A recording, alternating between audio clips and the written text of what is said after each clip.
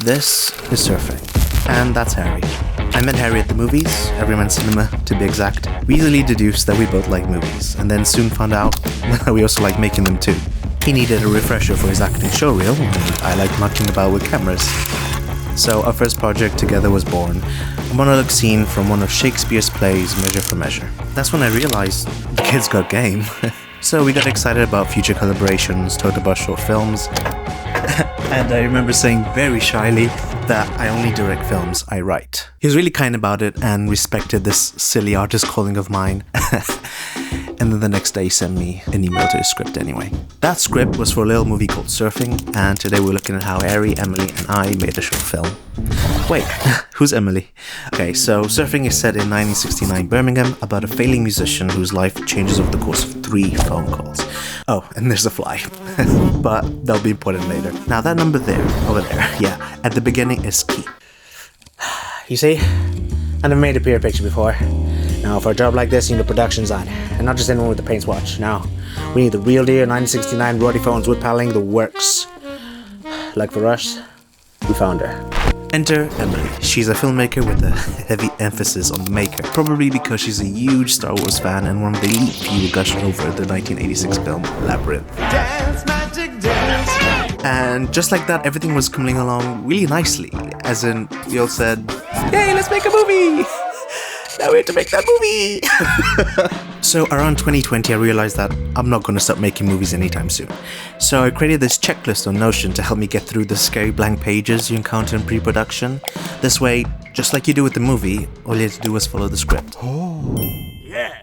Now we needed to create the storyboards. At this point in time, I was kind of obsessed with Unreal Engine and all the capabilities it unlocked for us indie filmmakers.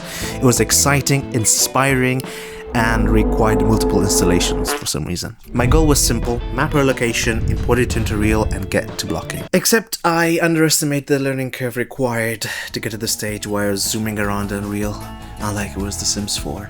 But fortune has it, I was also in the process of searching for a new home, which meant I had another side obsession going on, which happened to be interior design. That's when I stumbled upon a program called Live Home 3D, and so when I eventually realized I was out of my depths with Unreal, closed the program and opened up the other one, I realized, hey, it's the same program, but for dummies. That's me, I'm the dummy. In this film, the character basically never moves an inch. Being literally a sofa surfer, he was on the sofa the whole time. So to make sure the film was never boring, that meant being really precise when differentiating one shot from the next. I used the 3D scans I previously took to get the precise measurements of the room, and then recreated it in Live Home 3D. I then plopped in a very convincing Harry into the scene and started defining the shots. You see, all the time you'd normally spend on set, trying out things, figuring out things, you're doing it at the expense of time, of money, and time. But with this extra step in between, I felt like I was spending that time wisely in pre-production, so when it actually came to the shoot day on set, it felt like a purely creative exploration as opposed to trial and error on what I'm doing. So in a way, it felt like I'd already made all the biggest mistakes before making the biggest mistakes. Now it's time to get out of the desk chair and make the movie before the movie. Pre-visualization has come to be one of the most essential parts of making a movie for me, and honestly, one of the most fun. Basically, you become a child again and knock out a movie in an hour. I just met up with Harry for an afternoon, followed the storyboard, and since we were also lucky enough to be on location, we could play around and figure out small things like, oh, maybe it's better if you lie in this direction on the couch and instead of that way, and stuff like that. Now that the fun's over, you need to get back to the desk before you go out and play again. We all know this. To make a project run smoothly, you need to plan. Honestly, you can never plan too much. Like, you can plan for 3 years and never make the film, but that actually brings me to one of the key lessons I learned from making this short film. A calendar. Yes, that thing with dates on it. You use it all the time, but instead of waking up each day and seeing that new number pop up and asking yourself, where did the other one go? Instead of just looking at what's on it, you also interact with it. And by that I mean calendars usually make us think of appointments we need to do or commitments set by others. But thanks to having completed this film, I realized that I never personally used a calendar to set a date for something that I wanted to do. So this time, I did. And when Harry said when, I said next month. He panicked, I was sweating, but the date was set. We approached this by looking back at our first project we made. After meeting in January, we shot the Shakespeare monologue in February. That took us 1 month. But with surfing, Harry had the idea in March, and by May, 2 months later, we had nothing to show for it. So once we just said, what the heck, let's just shoot this in July, suddenly every other deadline became clear. The whole timeline materialized just by committing to that one date. And listen, I know, if you're working full-time or have shifts that are unpredictable, slotting in a short film can be daunting or seem damn near impossible. But our lives will always be busy with busy schedules, and just for once, I wanted it to be busy because I said so. And that also happens to be the secret to avoid overplanning and procrastination, using the calendar but for yourself. And with that locked in, we had 2 days to shoot, 2 days to capture everything we'd spent 3 months planning. Okay, for the nerds, let's talk gear. I used a GH5, Manfrotto tripod, Amaran 60XS, acrylic mirrors, clamps, 80-20-20 mic by Audio-Technica, X-Vive P1 portable phantom power supply. This was a game changer actually, allowed me to use my condenser microphone and connect it directly to my GH5. This way eliminated the need for any audio syncing in post. These 3 lenses, Panasonic 12mm, Panasonic 25mm, and Panasonic 42.5mm. And yes, a stocking, all because a friend told me an anecdote about how stocking was used in the film Atonement. So I just had to try it. And an iPad that I use as a wireless external monitor via the Panasonic Image app. Of course, all of this will be linked in the description with affiliate links that help support this channel. On a post! This time round I made 2 significant changes. The first is that I transitioned completely to DaVinci, and the second is that I co-edited. Starting with DaVinci, well, it rocks. I've used Premiere, Final Cut, iMovie, heck, even Pinnacle Studio back in 2009, but boy oh boy does DaVinci feel the most thought through. It's solid, you know? Like imagine you have a plastic ruler, okay? It does the job, you can measure things, but then you upgrade to a metal one and then suddenly you feel like an architect, you feel like Adam Driver in Megalopolis. Okay, here are the tips I learned from DaVinci along the way. Organize your footage using the media page, specifically using the metadata tab, selecting shot and scene, and then batch renaming your clip so it looks like you're just working off your original shot list. Tag your takes with a color so you know what's staying and what isn't. You can filter them later and have a clean view of your selects. Keep different timelines for all the versions of your edit, and don't prematurely name it Final Cut. Use the sound library feature as opposed to simply adding sound effects to your project. This way, you can search your own sound library.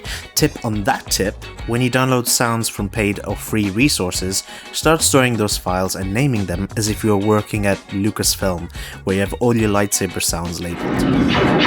Your library will grow as you grow. And this way, you'll always know where you got that sound from. And use JKL. No real reason, it just feels cool to rewind. And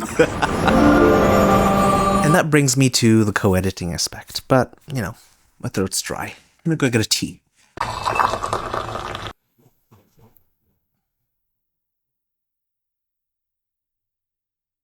Alright, the video, yes. So, Harry and I would meet up during the day, allocate some time, and drink a cup of tea and get to editing.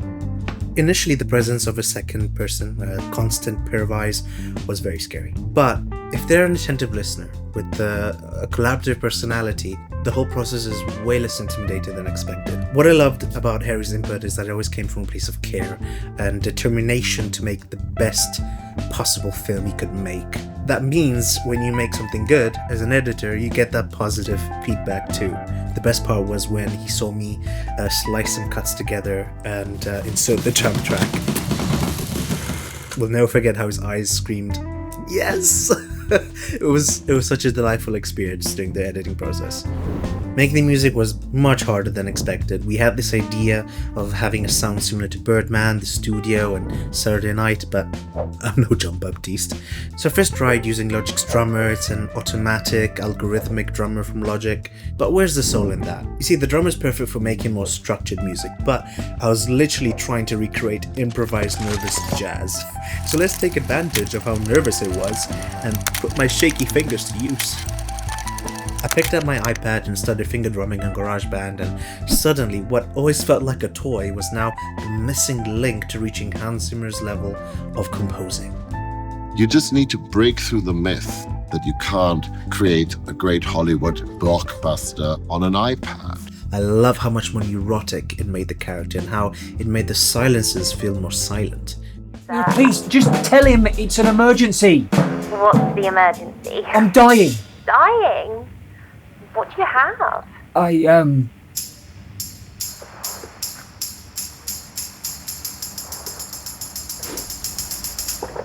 Chronic ovation disease?